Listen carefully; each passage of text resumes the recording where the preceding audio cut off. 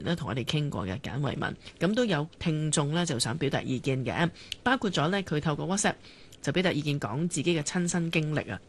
咁就話自己喺訂維園網球場嘅時候呢，每朝7點都排唔到隊㗎，要大約到7點15分左右呢，就會成功打開到訂場嘅頁面啦，恭喜晒咁啦。而喺訂場嘅時段呢，佢揀呢，佢自己形容下晝4點之後嘅時段就一定訂唔到。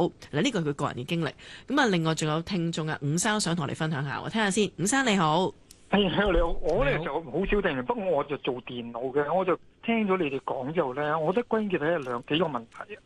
第一咧，即係政府可能點樣睇一啲嘢叫先到先得？譬如如果人排隊，佢每一個人都得一個身體啫，咁你咁嘅情形之下，你可以用數呢個人嚟去先到先得。但係如果電子嘅呢種情形咧，因為一定有啲人咧，佢可以用一啲公司，咁佢可能有譬如1000個、幾千個 IP 地址，好多部機去訪問，同一時間訪問。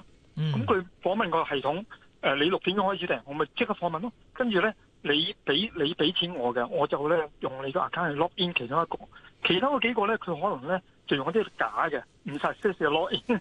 咁你個系統你咪喺咁嘅情況之下，係有呢個人喎，咁咧佢咪可以排得到。所以個問題咧就係咧，你政府咧理解呢種嘢嘅嗰啲先到先啦，你應該理解為咧，可能係1個鐘頭內或者一個朝早內。嗰扎人咧，其實都係等於同時去 book 嘅，呢個第一。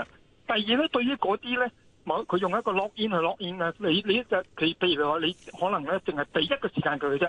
佢一放棄咧，咁呢招咧，佢都唔可以俾佢作 log in 啦。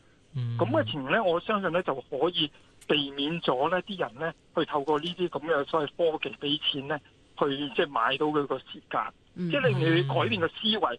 咩叫做先到先得先？即係再唔能夠話就係話嗰個人喺個電腦面前咧可以 book 到，呢啲實際上唔係人嚟嘅，係啲機器嚟。多謝晒伍生，伍生都相對係比較係專業嘅角度啊去分析。咁我哋先休息一陣先，轉頭翻嚟我哋又繼續其他話題嘅。